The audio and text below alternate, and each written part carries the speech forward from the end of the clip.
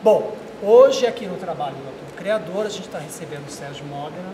Obrigado, Sérgio. Obrigado você. Por aceitar esse nosso encontro aqui para falar sobre o ator, falar sobre o teatro, que é muito bem-vindo. E o Sérgio, claro, tem um trabalho brilhante no teatro. E eu vou começar justamente com uma pesquisa que eu fiz para ele, que eu acho que tem tudo a ver com o trabalho do Ator Criador, que ele fala para os atores dele. É como se fosse uma brincadeira de criança. Eu sempre falo isso para os meus atores, quando chegar para o ensaio. Ponham a malha e tragam o quintal da casa de quando vocês eram crianças. Tirem das suas bolsas os seus quintais e deixem fluir, porque é através desse procedimento lúdico que todos nós temos desde criança é que resolvemos e buscamos soluções teatrais muito interessantes. Uau! Mas o teatro é um quintal, né? Com toda a responsabilidade, mas é um quintal que a gente tem que brincar. Quando a gente cresce e começa a deixar de ser criança, a gente vai adquirindo uma noção de responsabilidade e a gente acaba deixando de acreditar naquele jogo que tão facilmente vem pra gente quando a gente é criança. A criança convenciona as coisas com uma naturalidade tão impressionante. Então, quantos de nós já não brincamos, tá no quarto sozinho e você tira o sapato e aquele sapato se transforma num navio e a criança joga com aquilo, ela imprime verdade porque ela empresta o valor, né, do navio para aquele sapato. Então, por exemplo, se você pegar o teatro elisabetano da época do Shakespeare, que é um teatro que não tem cenário, é um teatro todo convencionado. Se você está do lado direito, você fala, estou na Inglaterra, atravessa, estou na Alemanha, está na Alemanha, ou está chovendo, era um teatro feito à luz do dia, você não precisava de nenhum efeito, você convenciona, você convoca a plateia para acreditar naquilo, então você depende da imaginação da plateia, a plateia depende da sua imaginação, então essa troca, que quando você é criança, isso se estabelece com verdade, uma naturalidade muito forte. E depois nós começamos a ficar muito críticos e a querer trazer um outro tipo de densidade, eu não sei o que é responsabilidade, e a gente esquece que o primeiro instante de criação do ator é um jogo, é uma brincadeira no melhor sentido da palavra. Aqui no Cangaceiras, por exemplo, sempre que a gente ia para uma cena nova, não teve uma cena que isso não aconteceu.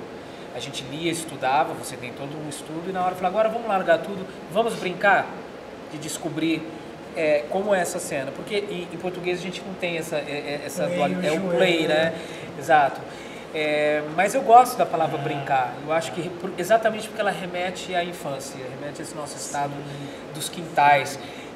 A criança que entra num terreno baldio, e aquele terreno baldio vira um mundo de castelo, enfim, príncipes, princesas, tudo pode acontecer. É verdade, viva a língua portuguesa, mas é fato, quer dizer, no português a gente não tem o play, né, que é jogar, brincar, e o jouer, que é o francês que também, e a gente fica falando interpretar, representar, não, e é um jogo cênico, o que o Sérgio falou é verdade, estar em cena é jogar.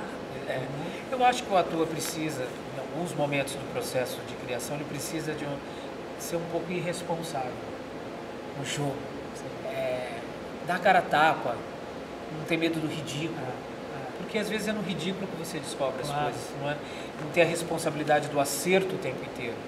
Eu acho que o ator que entra num processo e não se permite errar, não se permite entrar numa zona de desconforto, ele não está se permitindo uma série de coisas. E não é só o ator, o diretor também. Quantas vezes eu entro no ridículo? É uma ideia que não é boa, é uma ideia que fracassa. A gente lida com o fracasso constante, a gente está sempre à mercê.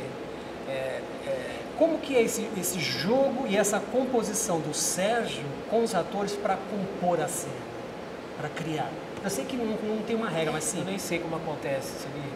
É uma coisa que eu percebi comigo, assim, eu estudo muito, obviamente, como acho que todo diretor, todo profissional, estuda muito, aqui o cangaço, estudei meses e meses e meses. Aí eu faço um trabalho em casa de pensar na cena e muito do que eu penso depois, essa organização cênica, eu jogo fora. Quando eu estou na sala de ensaio, é a hora que realmente começam a surgir as ideias. pelo que o ator está me propondo. Isso eu ia falar. Tem também a composição do ator, né? Que é o jogo. A maneira como ele entra em cena me provoca. A maneira como ele respira, a maneira como ele deu aquele texto. Então eu já mudei muita coisa do que eu trouxe, que eu tinha pensado, em função do que está acontecendo. Ou seja, que se eu for um diretor que leva uma coisa rígida, eu não estou vendo o que aqueles artistas estão me dando. E vice-versa. O ator que chega com aquilo preparado, estudou aquele personagem daquele jeito, não está vendo, né, o que o diretor está dando, o que o companheiro de cena está dando. Então, realmente Mas eu não sei te dizer como é que isso acontece. Mas é esse jogo mesmo, porque eu falo em todas as entrevistas e vou repetir aqui com o Sérgio. O Picasso tem uma estilogravura, daquele estilo cubista dele, que é uma boca de cena em que os atores que estão no palco estão nus. E os atores que estão na coxinha estão vestidos. E tem um ser entrando em cena que está se despindo para entrar em cena. Então é isso que o Sérgio falou, quer dizer, tem que estudar, tem que saber, tem que conhecer o métier, mas na hora de jogar é a criança, né, que vai e joga. Você joga um pouco fora isso, porque, claro que todo esse estudo, toda essa preparação jamais vai te abandonar, ela está ali. Sim. É igual a técnica, né? Você estuda técnica, aí tem um momento, quando você vai para a cena, você não tem que estar em função da técnica, mas a técnica está em função do trabalho. Sim. Mas é difícil, não é uma coisa fácil. E o Sérgio também é ator e diretor. Então, como que é o Sérgio, ator, jogando com os outros diretores? Que você já trabalhou com o Nilton Moreno, Pedro Brício, Gabriel Vilela, tem mais um aqui. Bom, enfim, os diretores que você já trabalhou. Como é o Sérgio como ator? Acho que é mais fácil perguntar para eles. Mas o Nilton e o Pedro, por exemplo, são diretores que também são atores, né? E ambos escrevem também, tanto o Pedro, que se tornou dramaturgo, o Nilton também se tornou dramaturgo. Então, Márcio Aurélio, né? O Márcio Aurélio, que foi nosso mestre meu do Nilton, que nos formou na Unicamp, esteve aqui recentemente. Então, eu acho que o ator, pelo menos eu tento fazer isso como ator, entender qual é a dinâmica daquele diretor, qual é o caminho que ele vai me levar e realmente me abandonar, deixar que aquele jogo me leve. Eu acho que o ator que não se permite isso também deixa de aproveitar. Então, o Gabriel Vilela tem um processo completamente diferente do Márcio Aurélio, que é um processo diferente do Nilton e do Pedro. Eu acho que a gente tem que se permitir. É óbvio que alguns processos você vai se identificar mais. Aqui é mais meu terreno, né? Mas eu já estou um bom tempo fora de cena. E como que é o Sérgio? Você gosta de jogar aquela coisa do outro ator em cena? Como que é esse jogo? Você curte bastante? Eu curto.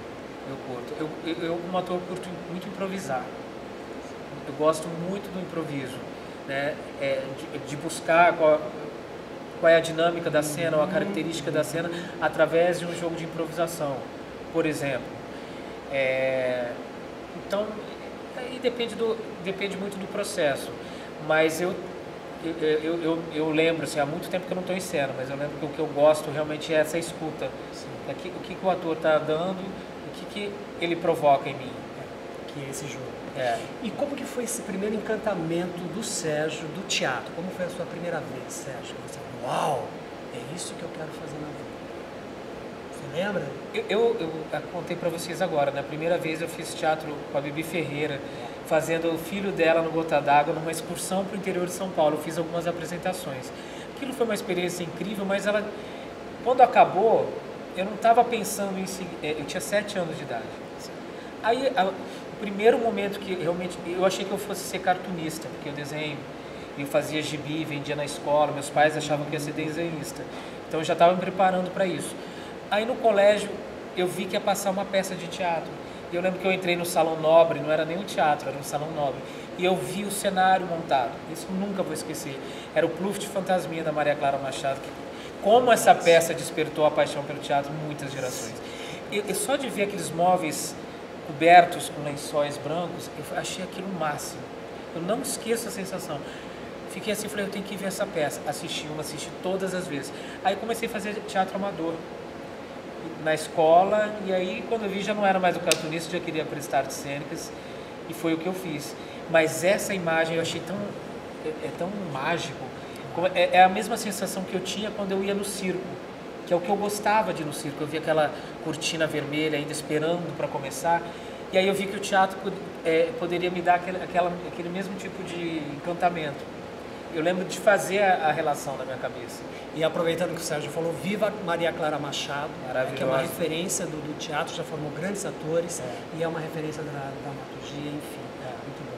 E aí o Sérgio, que eu saiba, foi fazer o Unicamp, tem toda uma formação acadêmica e tudo mais, conheceu o Márcio Aurélio, o Milton Moreira. O Milton Moreira também era da tua... Foi meu calouro. Ele foi meu calouro, eu dei trote na turma dele, mas somos contemporâneos, né? Convivemos ali naquele período. Também é um grande celeiro no Unicamp. E o Sérgio vai trabalhar com o Philippe Gaulier, né? Porque aí que eu acho que foi o grande lance, porque aí que eu entendi, porque eu assisti ao Cangaceiro, já escrevi pro Sérgio e falei, nossa, que jogo cênico é esse em cena? E é unânime, tá todo mundo falando. E é claro, e aí eu vou perguntar para ele, tem a ver com o jogo do Philippe Gaulier? Tá, o Felipe trabalha o tempo inteiro com essa noção do jogo, e inclusive tem um dos módulos dos cursos dele se chama o jogo, o Lejeune, né, que é exatamente isso. O Felipe, na época que eu estudei com ele, eu não sei se ele faz isso ainda, o aquecimento que ele fazia com a gente, sabe como era? Ping-pong. A gente começava a jogar ping-pong e era uma fila ali e outra fila aqui, então batia a bola, pá, passava para o outro, pá, pá, pá. Aquilo já trabalhava uma série de aspectos que são importantes quando você está em cena, que é, primeiro, a atenção, a disponibilidade, o preparo para o erro, para o acerto, receber aquilo que o outro está dando, estando numa dinâmica de grupo. Então, quando acaba aquilo ali, a gente já estava pronto. E ele sempre nos lembrava de que estar em cena é um jogo e do prazer de estar em cena. Não trabalha com sofrimento, trabalha com prazer. Você está na cena mais trágica possível, na cena mais dramática, você pode estar rindo daquilo, rindo no melhor sentido da palavra, né? E que é exatamente essa ideia de você não perceber que o ator não trabalha com a emoção, de fato, ele trabalha com a sua sensibilidade. Quando o ator entende que não é a emoção, e sim uma sensibilidade do corpo, da cabeça, do seu pensamento, do seu estado de atenção, de não ser só aqui, eu falo isso muito para eles, não é aqui, é aqui, a percepção é aqui, é o sexto sentido. Porque senão o ator fica ali escravo daquela emoção que veio um dia no ensaio, ou daquele momento que ele está passando e que está ajudando ele. Um momento pessoal que está ajudando. Uma temporada. Por uma temporada, é uma ilusão. Isso que ele falou é verdade, quer dizer, é esse jogo. Tanto é que o Raul Serrano fala que o ator é mais um fazedor do que um sentidor. Com certeza. Ele faz com que o público sinta. E não necessariamente precisa sentir essa nada. percepção, é o fazer, o jogar. Porque senão você deixa também de interpretar, né? Isso deixa de... Aí você começa a ter a verdade. Eu falei isso agora no camarim, que às vezes aquilo que é verdade, no palco não é tão verossímil. E aquilo que não é verdadeiro, no palco ele pode ser verossímil. Sim. Que é o grande lance do E aí, Sérgio, você também tem um trabalho muito forte também com a dramaturgia brasileira, né? Com o Milton Moreno, que você já fez, com a Ana Veloso, que você trabalha nisso também. Muito musical brasileiro. Fala um pouquinho pra gente, porque a gente vai chegar no musical, mas fala sobre a dramaturgia brasileira hoje que você sente, que você vê. Ele também, você fez a adaptação do Hans Christian Andersen, Soldadinha Bailarina, direção do Gabriel Vilela. A roupa nova do Imperador. Isso. Como que é o Sérgio na dramaturgia e vendo a dramaturgia brasileira? Eu na dramaturgia só esporadicamente, né? Então fiz essa adaptação do Andersen, que é um autor que eu tenho uma paixão absoluta, porque é um autor que ensina a criança alguns aspectos sombrios da vida. A gente também está num momento tão politicamente correto que não se pode criar nenhum trauma na criança, nada pode se falar para a criança, e eu acho que é importante a criança entender de uma maneira lúdica, né, a dor que também existe na vida, a perda, a saudade, a rejeição. Você pegar o Patinho Feio, que é uma coisa mais linda do mundo, mais triste, eu acho que ajuda a formar inclusive a compaixão no ser humano. A criança passar por isso é como uma criança assistir Romeu e Julieta, ela torce para que eles fiquem juntos, é importante isso. Mas você estava perguntando da dramaturgia brasileira, né? Por exemplo, o trabalho que eu faço lá com a Ana Veloso, nós já fizemos vários musicais, muitos musicais brasileiros para criança. Então a gente fez uma trilogia que era o Sambinha, o Bossa Novinha e o Forró Miudinho, que era cada uma pesquisa a partir daquele gênero musical, recuperando esses gêneros para as novas gerações, e eles ficavam encantados, porque muitas dessas crianças não ouviam isso em casa, e fazer uma dramaturgia de qualidade, né, sem deixar de lado a inteligência da criança. Sim, sim. E também trabalhar a identidade brasileira na linguagem do musical, porque a gente sabe que existe também uma série de produções que trazem uma linguagem muito importada. Um modus operandi, uma mise-en-scène muito... Não é porque você vai fazer um espetáculo que a dramaturgia não é brasileira que você tem que deixar a mise-en-scène não ser brasileira. Se eu for montar Hamlet, eu não tenho que fazer o Hamlet igual ao National Theatre, eu tenho que fazer do meu jeito. Então eu acho que falta investir mais numa dramaturgia. Eu vou falar de musical porque a gente está fazendo um musical, né? Especialmente no musical, que tenham mais autores investindo na criação de uma dramaturgia de musical brasileira, que significa não só o texto, mas também a composição das canções. Sim. Porque elas são parte da dramaturgia, elas são uma continuidade. Eu acho que aqui o Newton foi muito feliz, né, com a escrita dele, as letras que ele criou para o espetáculo. Você vê como realmente é uma continuidade daquilo. Tanto é que todos os atores estão sendo aplaudidos em cena, né, pela qualidade dos atores e também pela qualidade musical. Sim, sim. Né? A direção musical da Fernanda Maia, que compôs as melodias a partir das letras do Newton, né? Então foi todo um trabalho integrado buscando isso, sabe? Essa sonoridade do Nordeste que está muito introjetada na gente, está muito no nosso DNA, a gente reconhece isso. Eu acho que é um tipo de sonoridade que acessa o nosso emocional muito rapidamente. É quase uma memória emotiva que você tem, essa canção que você nunca ouviu, mas parece que ela está em algum lugar ali da sua memória. A gente escuta muito esse depoimento das pessoas. Sim. Valorizo. E agora, Sérgio, eu queria falar com você nesse momento que o Brasil está vivendo, né? Você acha que como me tornei um estúpido? Está atualíssimo. Está muito atual. Que é do Martin Page, que ele já fez, mas 2019... 2019, quando você acha que as coisas não podem piorar, elas pioram, né? Exatamente porque o protagonista, o Antoine, do livro, ele percebe que o mundo está muito tosco para ele. As pessoas estão com a sensibilidade zerada e ele se sente inadequado no mundo. Então ele começa a querer subverter isso. Como? Então ele vai tentar virar um alcoólatra, ele vai tentar se matar, e ele se fracassa em todas as tentativas. Então, exatamente porque a percepção de um mundo que se perde a sensibilidade, se perde a escuta. Eu acho que mais do que nunca a gente está vivendo um momento assim. Desde que eu me entendo por gente adulta, desde que eu comecei a votar, por exemplo, eu não lembro de ver o país num momento tão delicado. Né? Eu não vivi outros períodos, a gente estuda, mas a sensação, né? O cotidiano. Não, eu achei que o nazismo e o fascismo era alguma coisa datada do século XX. Não. Tá. E não é só aqui, isso é a Europa. Esse fantasma, ele nunca foi embora, né? Sim. Nunca foi embora. Não, e você chega aqui, é do ser humano, né? Sim. É do ser humano. Sim. Será que hoje está nascendo um outro ditador que daqui a 30 vem aqui atazanar?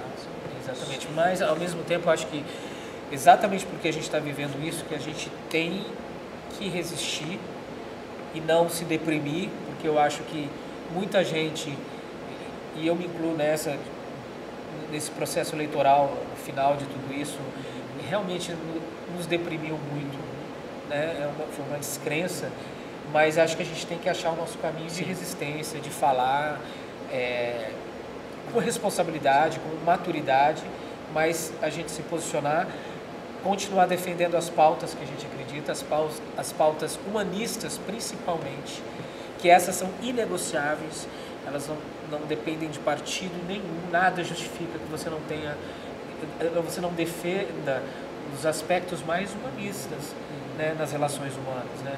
Aqui a gente fala do feminicídio, da opressão contra a mulher, mas esse grupo oprimido pode ser qualquer grupo, né?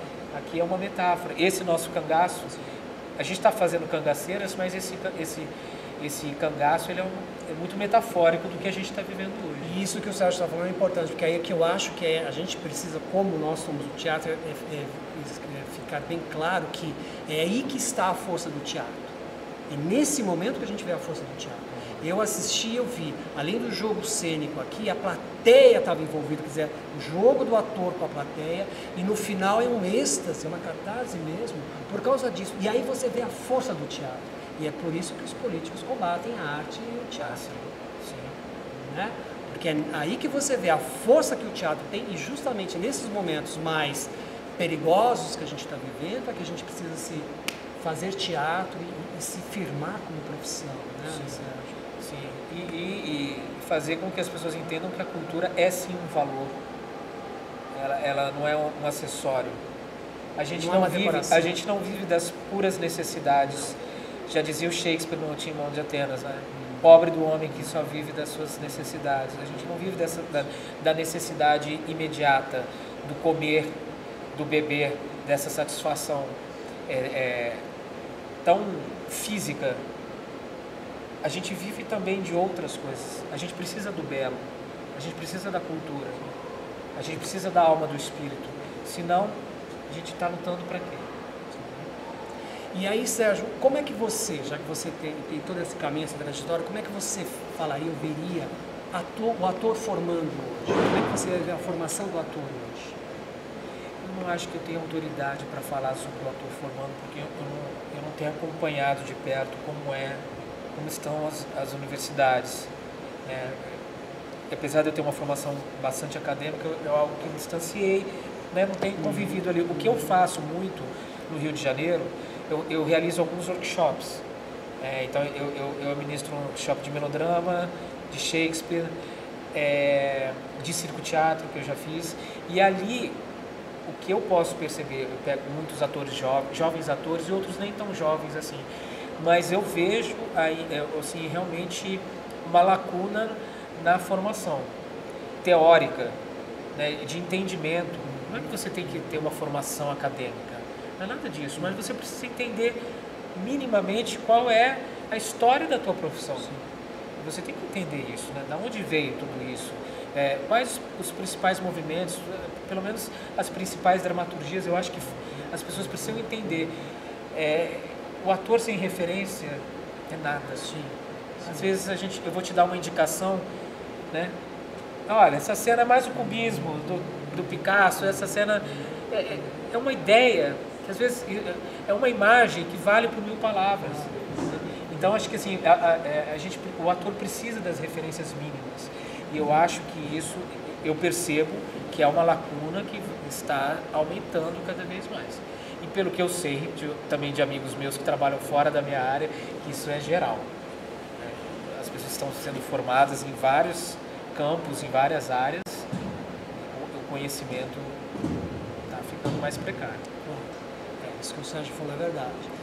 E aí eu falo aqui uma coisa que eu trabalhei com o Antunes manda o ator ler dialética e física quântica. Na época não entendia. Por quê? Eu fui fazer cena.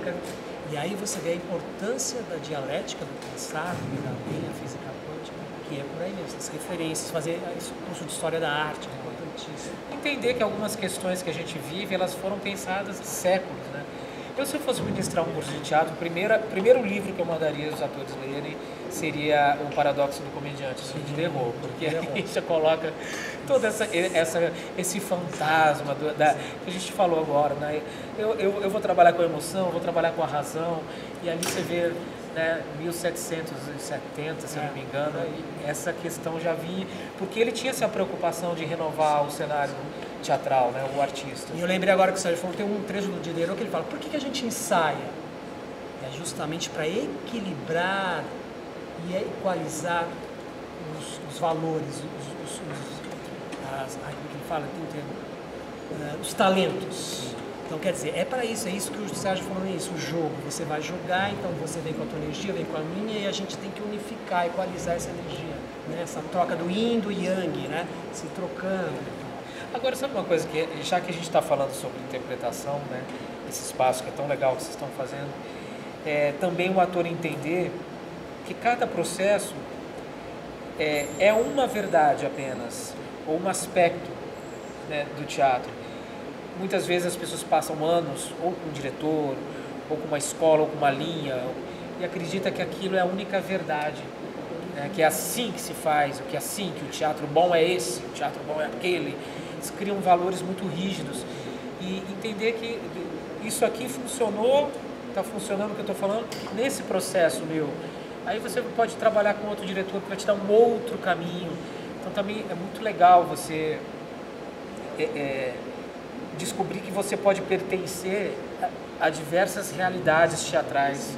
Né? Eu acho que isso é o mais rico. Porque é a multiplicidade do teatro. O teatro não é um caminho só. Não é, não. É um infinito, né? E eu entendo, porque a gente vê um pouco isso na classe, né? Tal teatro é verdadeiro. Eu já vi uns atores jovens, não, porque o meu teatro é esse. Mas eu não sei qual é o meu teatro. Eu não sei o que é o meu teatro até hoje. Eu quero que seja um teatro bom. Eu acho que tem que ser um teatro que comunique, né? Ele não existe ator formado, existe ator em formação. Né? Especialmente no Brasil, a gente não tem esse tipo de formação tão rígida como você tem na Inglaterra. Você forma um ator shakespeariano. A gente não tem isso, então realmente fica um pouco pretensioso, sabe? Isso. Sérgio, de tudo isso que você falou, viva o teatro? Viva o teatro, cada vez mais, sempre.